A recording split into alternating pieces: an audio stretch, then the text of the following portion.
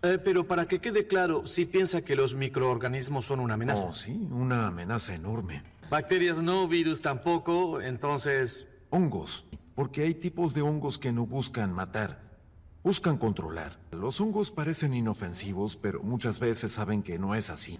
El doctor Schoenheinz Esa clase de infección fúngica no existe en humanos. Pero, ¿qué pasaría si esa situación cambiara? Supongamos que el mundo se calienta ligeramente. Señora Adler.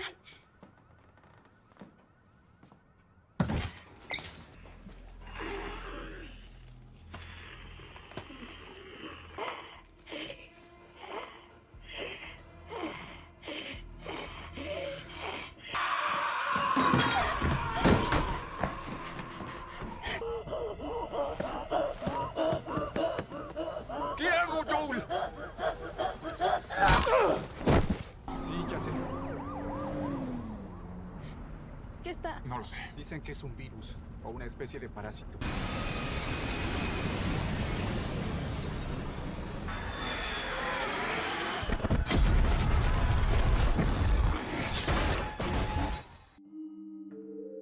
Con el estreno de la serie live action de The Last of Us, se nos mostró un aspecto muy interesante de la infección del Cordyceps, que realmente no vimos del todo en los dos juegos originales, y esto es básicamente el origen verdadero de la infección del Cordyceps, también conocida como Cordyceps Brain Infection, por su nombre en inglés. Esto principalmente lo vemos en la serie en los flashbacks de los primeros dos capítulos, y aunque sí se nos dan algunas pistas de cómo empezó la infección, en este video compilaré toda la información conocida hasta ahora del origen del Cordyceps en la serie The Last of Us. Posteriormente explicaré a detalle cómo es que Joel, Sarah y Tommy no se infectaron por el hongo, y cómo a lo largo del inicio del primer episodio, en muchas ocasiones estuvieron a punto de infectarse sin saberlo, pero se salvaron por muy poco. La introducción de la serie es muy interesante, y es una de las secuencias mejor trabajadas del primer episodio. En esta se nos da mucha información interesante sobre una posible epidemia global, que según algunos expertos podría pasar en el mundo en un futuro.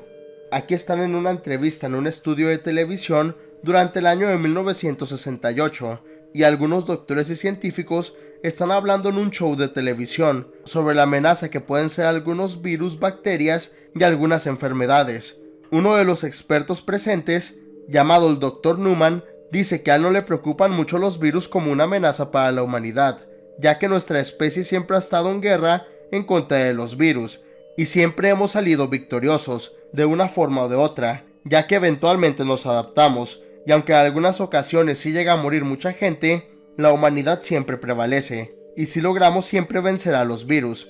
El Dr. Newman dice que aún así, él piensa que algunos microorganismos sí pueden ser una amenaza para los humanos, y en este caso él dice que la amenaza no son los virus, tampoco las bacterias, pero sí los hongos, ya que existen diferentes tipos de estos organismos como el Cordyceps, los cuales aunque no pueden infectar del todo a los seres humanos y solo infectan a insectos, él teoriza que si el planeta se hiciera más caliente, estos hongos podrían mutar, y ahora sí contaminar e infectar a los seres humanos. También el doctor explica a detalle que los hongos que infectan a los organismos vivos, que principalmente son insectos, no los matan en un principio, sino que los consumen desde adentro, y el hongo mismo retrasa el proceso de descomposición, y básicamente los convierte en unos grotescos títeres que le sirven al hongo, para eventualmente propagarse a otros organismos. Todo esto se nos comenta que es un concepto muy escalofriante para el doctor, y él teoriza que si algo así ocurriera en un futuro en los seres humanos, sería devastador, porque no tenemos una forma de defendernos de los hongos, y aunque el otro doctor presente en el programa descarta todo esto como una teoría loca, en realidad esta secuencia sienta las bases para lo que vemos en la serie. Luego, al inicio del capítulo 2 de The Last of Us, podemos ver una secuencia muy genial que ocurre en la ciudad de Yakarta, en Indonesia, en el año 2003, específicamente el 24 de septiembre. Aquí un grupo de militares llegan a un restaurante y se llevan con ellos a una mujer mayor, que es una doctora experta en hongos, y aunque inicialmente no le dicen nada, ellos le comentan que no hizo nada malo, pero que necesitan su opinión sobre algo que tiene que ver y que tiene que analizar, ya que tiene que ver con la micología o el estudio de los hongos. Eventualmente los militares llevan a la mujer a una especie de laboratorios, y aquí primero le muestran un espécimen bajo el microscopio, que ella tiene que ver y dar su opinión al respecto. Al mirarlo, ella rápidamente concluye que es una muestra del Ophiocordyceps y le revelan que esta muestra la sacaron de un ser humano. Esto deja confundida y un poco preocupada a la doctora, porque ella sabe que el Cordyceps no puede sobrevivir y propagarse en los seres humanos, y por eso el jefe militar la lleva a una habitación especial en cuarentena, donde hay una mujer muerta, y al analizar su cuerpo y abrir su boca, la doctora se da cuenta de que la mujer está infectada con una especie de raíces del hongo. Asimismo, ella ve que en su pierna izquierda, específicamente en el área cerca del tobillo, la mujer tiene una mordedura, de lo que parece ser otra persona o un ser humano. Todo esto perturba mucho a la doctora, ya que se da cuenta de que en efecto la mujer está infectada de una nueva cepa o mutación del Cordyceps, como lo teorizó y mencionó el doctor en 1968. La doctora se asusta al tomar las raíces del hongo, y el jefe militar le informa a la doctora que esto ocurrió aproximadamente 30 horas antes en una fábrica de harina y de granos, al oeste de la ciudad de Yakarta.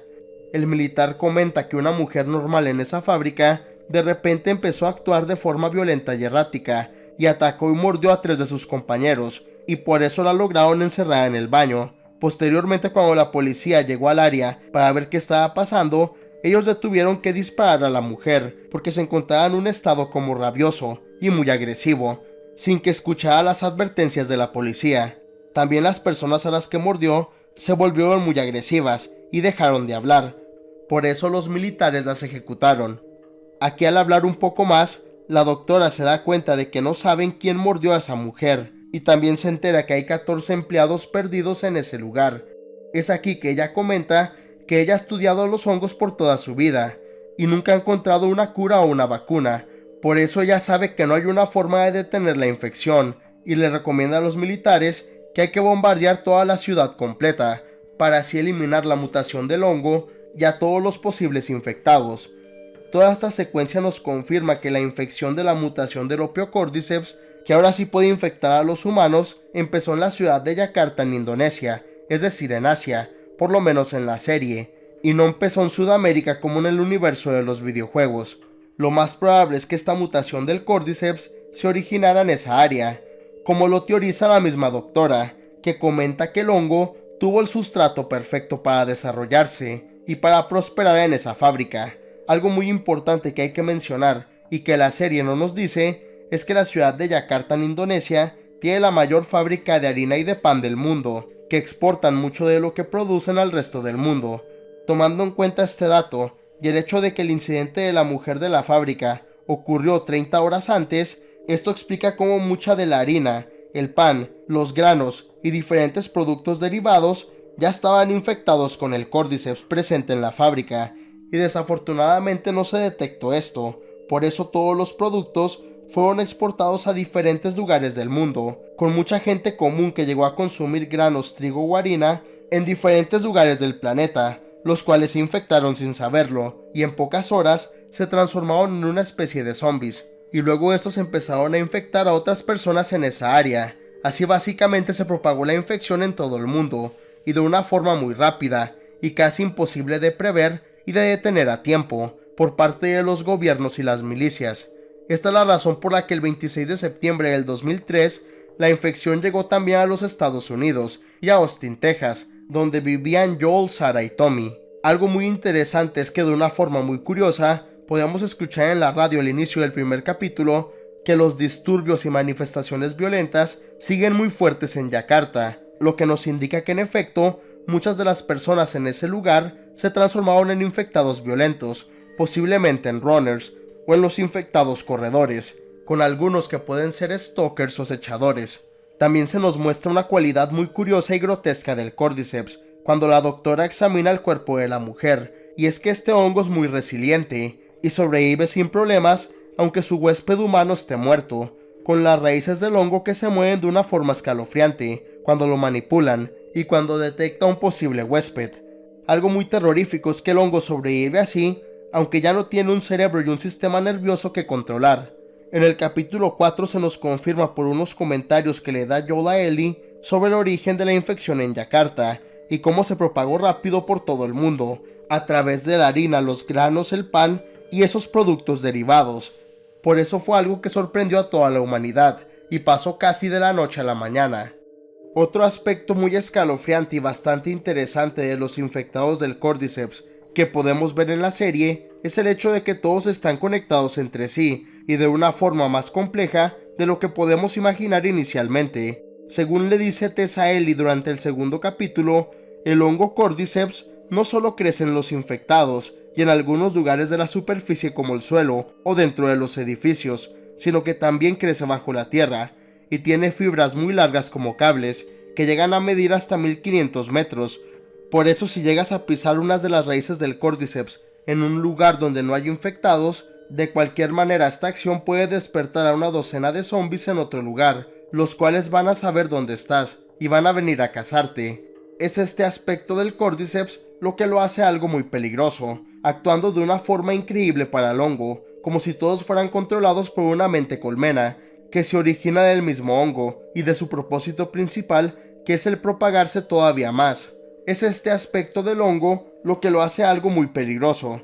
También esto se confirma con la grotesca escena final del segundo episodio, donde Tess le confiesa a Joel y a Ellie que ella fue mordida por uno de los clickers o chasqueadores, y por eso mejor decide quedarse atrás para acabar con todos los infectados, y así darles una mejor oportunidad de escapar a Joel y a Ellie. Aquí vemos que Tess tira gasolina y granadas en el suelo, pero antes de que ella pueda detonar su trampa, los diferentes infectados entran al edificio donde está, y uno de estos, que es un stalker o un acechador, o la segunda etapa de los infectados, se le queda viendo a Tess de una forma atenta. Luego se le acerca lentamente y le mete sus raíces del hongo por la boca.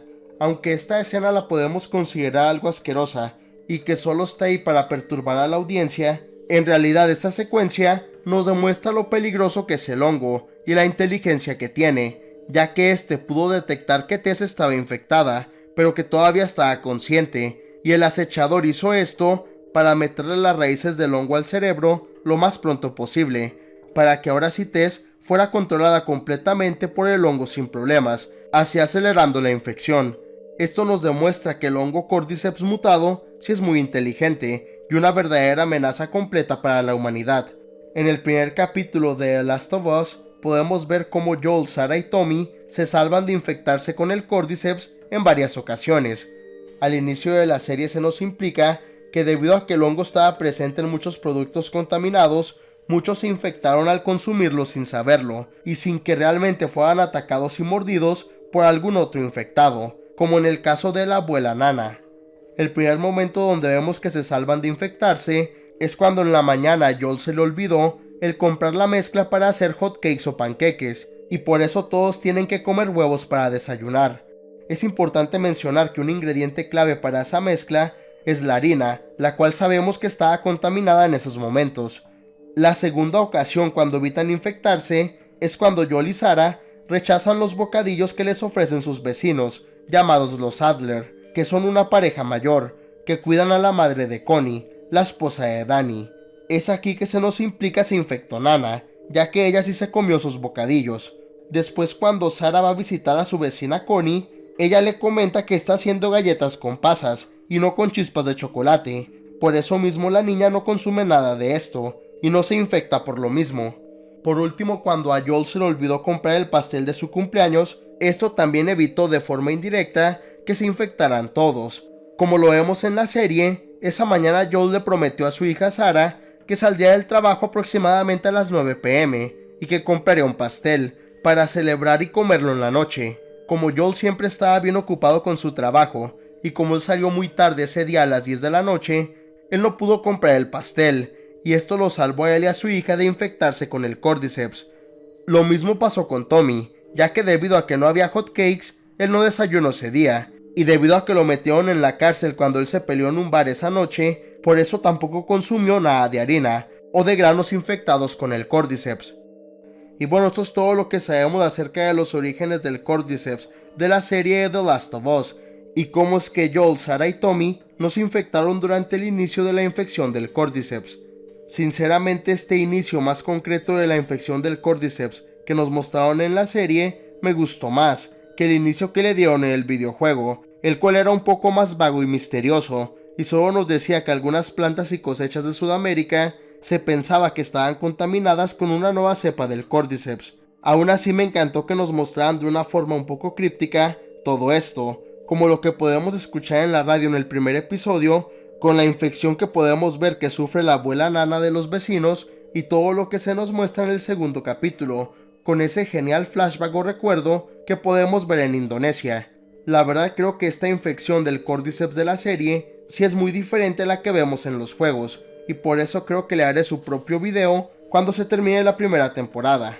La verdad también disfruté mucho de la forma en que Joel y su familia no se infectaron con el Cordyceps, ya que realmente creo que esas escenas de la harina de los hot cakes o los panqueques, los bocadillos que rechazan de los vecinos y el hecho de que a Joel se le olvida el comprar el pastel, resultó en que todos ellos nos infectaran.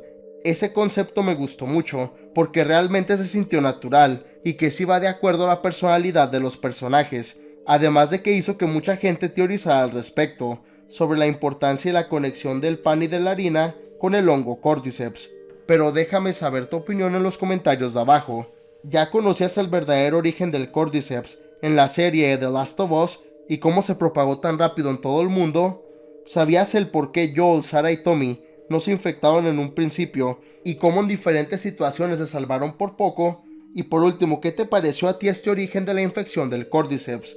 ¿Te gustó o prefieres el origen más ambiguo y misterioso del videojuego?